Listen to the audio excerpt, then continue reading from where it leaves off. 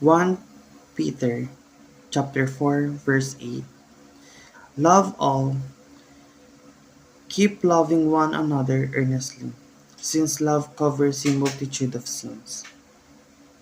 The activity we had, our, our active service learning ASL, was one of the highlights of the module 2, which the whole class planned a cleanup drive in the Intramuros named Preserving the Walled City, Living the Dominican Life as a True Latronite.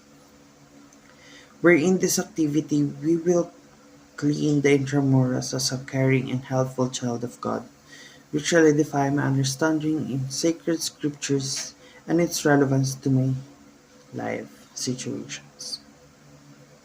Reflecting on Module 2, I realized that my faith had grown, not just in knowledge but in my day-to-day life, as the ASL activity only signifies that not only knowledge but as a child of God I have grown to help the world and the community that He had lent to us to use.